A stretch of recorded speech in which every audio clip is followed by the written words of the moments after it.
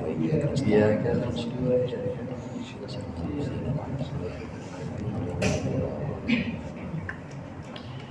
بسم الله الرحمن الرحيم. الحمد للمعلم الطلاب ومسهل الخير لمن يتعلم، ثم الصلاة والسلام على النبي وآله وصحبه يعظم. يا ربنا كفر عنا ذنوبنا ووالدينا ولمن هو مسلم. ندعوك اللهم علما نافعا من يومنا إلى الحساب يقوم. آمين آمين آمين ويا فتاح. آمين آمين آمين ويا عليم. Alhamdulillah alladzi arsyadana ila ta'atih wa zajarana an ma'siyatih. Allahumma salli wa sallim ala man arsalahu Allahu li irsyadil ibad wa ala alihi wa sahbihi al-muhtadina ila sabilir rasyad. Amma ba'd, fa inna ahsanal hadithi kitabullah wa khairal hadi hadi Muhammadin sallallahu alaihi wasallam wa syarrul umuri muhdatsatuha wa kullu muhdatsatin bid'ah wa kullu bid'atin dhalalah wa kullu dhalalatin finnar. Segenap para ustaz, para hujjaj, jamaah Masjid Mujahidin yang dirahmati oleh Allah. Alhamdulillah, kita lanjutkan kembali pengajian kitab Irsyadul Ibad, masih dalam keutamaan sedekah tatawwu, sedekah sunnah, tidak wajib sunnah. Namun meskipun sunnah, banyak sekali keutamaan sedekah ini. Yang sunnah aja keutamaannya banyak, apalagi yang wajib. Bagaimanapun hadirin, antara ibadah yang sunnah dengan ibadah yang wajib itu tetap keutamaannya pasti lebih banyak yang wajib. Di sini kita sudah sampai pembahasan sedekah sunnah yang demikian banyak fadilah, demikian banyak keutamaan-keutamaannya. Apalagi sedekah wajib. Artinya sedekah wajib seperti zakat fitrah, kemudian sedekah atau zakat mal seperti zakat perdagangan dan lain sebagainya. Ini melebihi keunggulannya dibanding sedekah-sedekah yang sunnah. Jangan kita mementingkan atau jangan kita mengutamakan yang sunnah, lupa yang wajib-wajib. Sholat hajat malamnya sampai 12 rakaat, subuhnya ora. Jangan. Meskipun kita tahu sholat sunnah itu banyak keutamaannya, tetap yang wajib itu lebih banyak fadilahnya. Demikian juga sedekah sunnah yang sedang kita bahas ini, meskipun banyak keutamaannya, tetap zakat sebagai sedekah wajibah ini tetap harus diutamakan. Terakhir kemarin kita disampaikan, dikutip oleh pengarang, oleh musannif, bahwasannya Rasulullah bersabda, sedekah itu bisa memadamkan amarah atau memadamkan murka Allah. Sedekah itu bisa memadamkan marahnya Allah. Orang marahnya Allah aja atau murkanya Allah bisa diredam dengan sedekah sunnah, apalagi marahnya orang. Marahnya Allah aja bisa diredam, apalagi marahnya orang. Oleh karena itu banyak-banyak sedekah sama orang yang kira-kira musuhin kita. Insya Allah itu orang pasti akan reda amarahnya. Kemudian juga silaturahim, ini memanjangkan umur. Dan kemarin yang terakhir yaitu melakukan perbuatan-perbuatan baik, ini bisa mencegah kita dari su'ul khotimah. Nah, yang berikut ini ada di halaman 35. Qala al-musannif rahimahullah wa nafa'ana bihi wa bi ulumihi wa bi barakatihi fid dharain amin. Amin. Wa ibnu Adiyyin an Abi Hurairah a'tus sa'ila wa in jaa'a bi ala farasin. A'tu, berikanlah oleh kalian as-sa'ila, tukang minta-minta, wa in jaa'a ala farasin, meskipun dia datang mengendarai kuda. Berikanlah orang yang minta-minta meskipun dia datang bawa Innova. Innova yang hybrid lagi, yang sekarang paling baru. Berikanlah kuda yang dimaksud di sini adalah kendaraan yang bagus. Berikanlah tukang minta-minta yang datang kepada kita meskipun dia penampilannya itu perlente, meskipun penampilannya itu benar-benar memukau, naik kendaraan minta-mintanya, kasih aja nggak apa-apa, kasih. Memang ada hukum untuk orang yang minta-minta ini sendiri. Nah, kalau kita diminta-minta, kasih aja, udah kasih. Yang namanya kita diminta, nanti terserah Allah. Allah mau berikan apa kepada urusannya dia, itu urusannya orang yang minta-minta dengan Allah.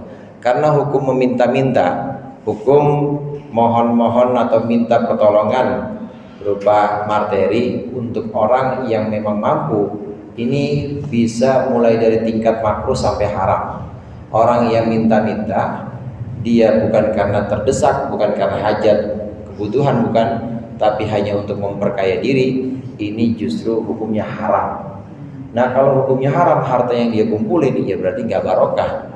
Barokah itu ciri-cirinya cukup aja hadirin. Kita merasa pengen apa-apa cukup. Nah, orang yang meminta-minta, yang memang dijadikan profesi, kemudian dia mengumpulkan harta dengan profesi minta-mintanya ini, maka hartanya nggak barokah. Cirinya nggak barokah, dia gimana? Nggak pernah merasa cukup. Minta lagi dan mentalnya itu jadinya mental minta-minta. Jadi mentalnya mental ngemis. Nah, kalau sini kan orangnya orang kaya semua ya. Amin. Mentalnya pengennya bagi aja gitu. Amin. Orang lewat masjid aja dibagi, ya dikasih ya. Orang lewat masjid dikasih. Ya pasti kagak dikasih jalanan orang. Pokoknya di sini yang jadi permasalahan, yang jadi titik fokusnya, kita diperintahkan untuk memberikan orang dengan sedekah sunnah kita. Baik orang itu datang dengan penampilan yang papa atau penampilan yang benar-benar miskin, atau bahkan dengan penampilan yang sebagai orang kaya. Kasih aja. Nanti urusannya itu urusan dia dengan Allah. Jadi nggak perlu kita teliti, nggak perlu kita cari-carilah. Itu kayaan dia sama gue itu.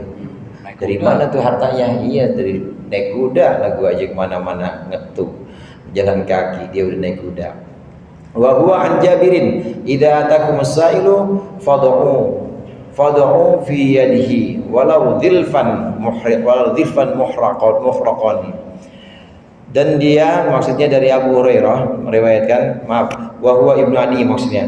Ibnu Adi juga mengeluarkan hadis dari sahabat Jabir bahwasanya Rasulullah bersabda, idza atakumus sa'il, ketika seorang peminta-minta datang kepadamu, pengemis datang kepadamu, fad'u fi yadihi, maka berikanlah di tangannya. Maksudnya kasih, berikan di tangan. Walau dilfan muhraqan, meskipun dilfan itu kuku saudara, kuku yang bekas patah-patahnya namanya dilfan, muhraqan yang terbakar. Meskipun cuma kuku yang terbakar. Maksud dari hadis ini, maksud Rasulullah, meskipun hanya sedikit, kasih aja meskipun kita cuma punya segitu-gitunya, nggak ada lagi, kasih aja. Orang yang minta-minta itu harus di sini dianjurkan kita untuk memberikannya, meskipun hanya dengan yang sangat sedikit. Ya kalau sedikit dia nggak terima kasih, ya besok jangan bagi lagi gitu. Nah, 2.000 misalnya, Ustadz sih 2.000 misalnya gituin, nah besok gak usah dibagi lagi udah. Ya kalau usah dibagi 2.000-an, maksudnya tambahin dibagi ceban kayak berapa. Pokoknya meskipun sedikit, berikanlah kepada orang yang minta-minta. As-sa'il, ini orang minta-minta. Wa Ibnu Asakir, dan Imam Ibnu Asakir mengeluarkan hadis dari Ibnu Umar bahwasanya Rasulullah bersabda, ma'ala ahadikum idza arada ayyatasaddaqa lillahi shadaqatan. Tidak ada bagi atas seorang dari kalian ketika dia menghendaki bersedekah lillahi karena Allah, shadaqatan akan shadaqah tatawu'in, akan satu sedekah tatawu, ayyaj'alaha ala walidayhi, dia menjadikan sedekah itu untuk kedua orang tuanya. Idza kana muslimaini, ketika orang tuanya itu memang dua orang muslim, fayakunu, maka ada ajruha, sedekahnya, pahala sedekahnya, lahuma, itu untuk kedua orang tua, walahu, dan itu bagi orang yang sedekah, mithlu ujurihima, sepadan atau semisal ganjaran kedua orang tua, bighairi ayyun qasa min ujurihima syai'an, tanpa dikurangi dari balasan kedua orang tuanya sedikit pun. Kita sedekah, kata sahabat Abdullah bin Umar, kita sedekah dan kita hadiahkan pahala sedekah itu untuk orang tua kita, nyampe itu saudara, nyampe. Orang tua kita dapat pahala dari sedekah yang memang kita niatkan sedekah itu untuk orang tua. Meskipun demikian, bukan berarti kita nggak dapat pahala. Kita dapat pahala juga, pahalanya sama dengan pahala orang tua. Ya, kita berikan. Sama dengan pahala yang kita berikan kepada orang tua itu. Sedekah niat buat almarhum, almarhumah, buat orang tua saya nih Ustadz, saya sedekah. Dia sedekah untuk masjid misalnya, sedekahnya 500.000. Ini pahala 500.000 sampai kepada orang tuanya, dua-duanya, dan juga kita yang menghadiahkan, orang ini anaknya nih yang menghadiahkan untuk kedua orang tua, ini juga dapat ganjaran. Ganjarannya sama seperti ganjaran kedua orang tuanya. Enak gak tuh? Nikmat banget. Nikmat banget itu. Jadi bisa double, kena dua-duanya. Yang memberikannya dapat juga, kemudian orang tuanya juga dapat. Dan ini nggak pernah. Ma min ahadin, itu kalau dalam bahasa Arab, kalau disebutkan ma'ala ahadikum idza arada ma'ala ahadikum, itu artinya tidak pernah sekalipun meleset, tidak akan meleset. Pasti kalau kita jadikan, niatkan satu sedekah untuk orang tua kita, maka orang tua kita dapat dan kitanya juga dapat sama seperti yang didapat oleh orang tua, nggak akan meleset. Ini sabda Rasulullah Shallallahu Alaihi Wasallam. Nah, dari sini memang bisa dikaitkan dengan pembahasan kurban. Orang kalau udah kurban, hadirin, kalau udah meninggal, maksud saya, kalau udah meninggal gak usah dikorban, udah meninggal. Jadi bagaimana? Korban aja buat kita. Nah, kemudian niatkan pahalanya buat almarhum. Nah, dua-duanya dapat itu, dua-duanya dapat. Karena korban itu ya untuk yang hidup aja, diutamakan untuk yang hidup. Ini juga sebagai hablum minan nas, ya, bentuk sosialnya adalah bentuk hubungan kita dengan orang-orang di sekitar kita. Oh, ini korbannya Teh Herman, ini korbannya Ustaz Matroji. Jadi orang-orang bisa terhubung dengan sedekah atau dengan pembagian korban. Kita niatkan aja pahalanya buat almarhum, kena dua-duanya. Jadi kita dapat, almarhum juga dapat juga. Ya, biar nggak salah, selama ini kan begitu tuh, korban untuk orang yang udah meninggal. Iya, kalau itu dilakukan kebalikannya seperti tadi ini, seperti sedekah ini, maka boleh juga, dan dua-duanya juga sama dapat juga, dua-duanya sama dapat ganjaran atau dapat pahala yang serupa. Tidak ada satupun yang dikurangi sedikit pun. Wal bazzaru, dan dari Imam Bazzar bahwasannya bersabda Rasulullah, sab'un tajril abdi. Sabda Rasulullah, sab'un tajril abdi, ada 7 perkara yang terus mengalir untuk seorang hamba wa huwa fi qabrihi, padahal dia sudah dalam kubur. Yang pertama, man 'allama ilman, orang yang mengajarkan ilmu.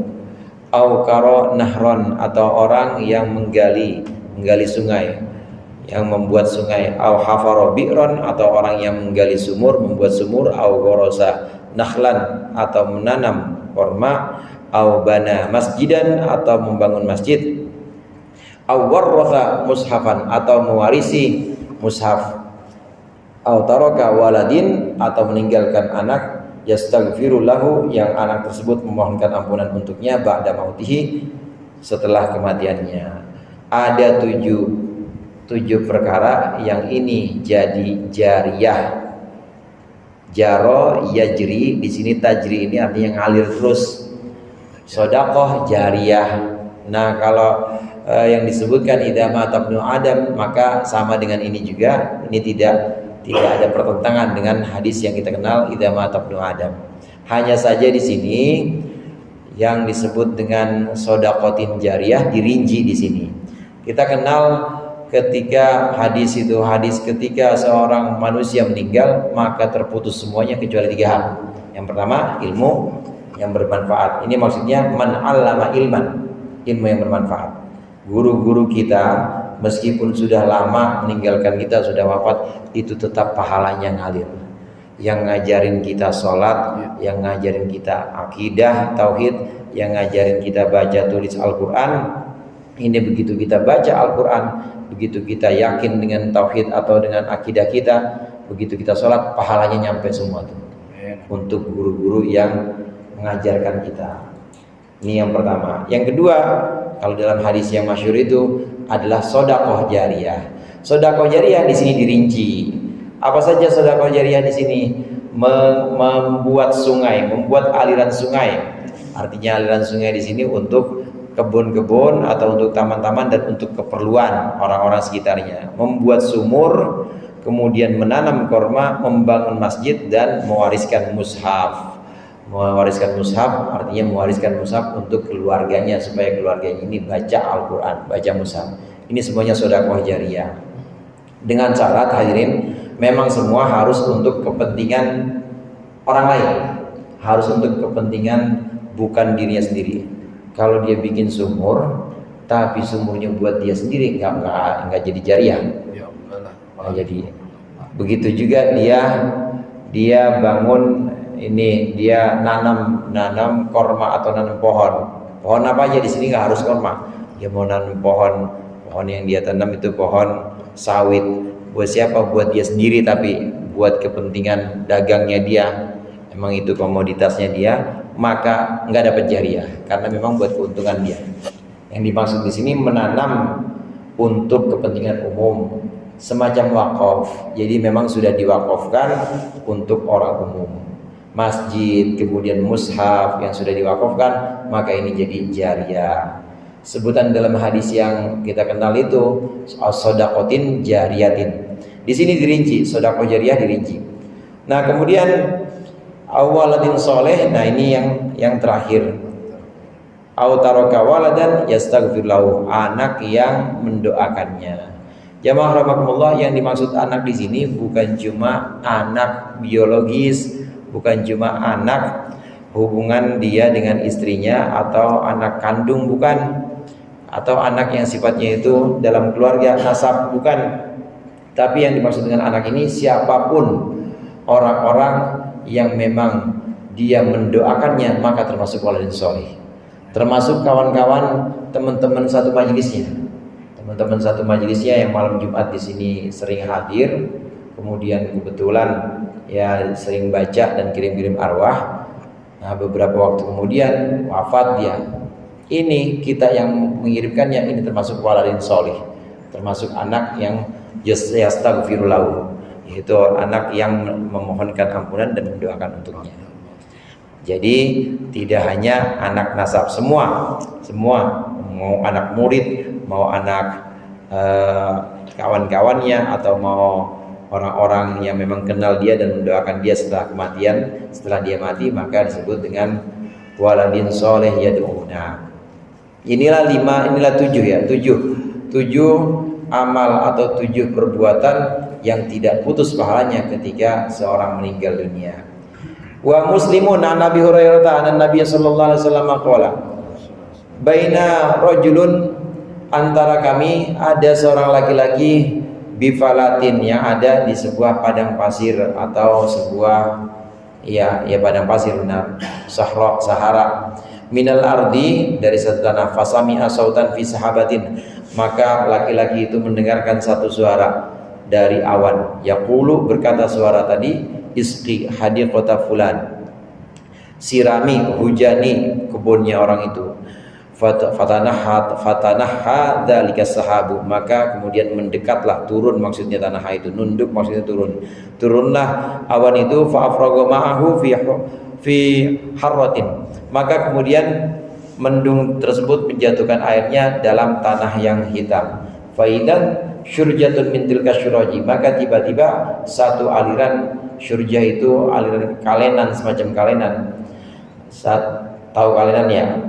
Iya, kalenan dari beberapa kalenan yang ada di situ. Qadistau'abat dzalikal ma'a, itu benar-benar telah terpenuhi oleh air tersebut. Fatatabba'a, maka laki-laki tadi kemudian mengikuti al-ma'a, akan air. Faidan rajulun qaimun, maka tiba-tiba seorang laki-laki berdiri fi hadiqatihi, dan di kebunnya sendiri. Yahulu al-ma'a, dia memindahkan akan air, bi masahatihi, dengan pengkiknya. Masahat itu semacam alat untuk memindahkan sesuatu. Faqala lahu ya Abdullah, maka laki-laki itu berkata, laki-laki, mas muka, siapa namamu? Qala fulan, nama saya fulan.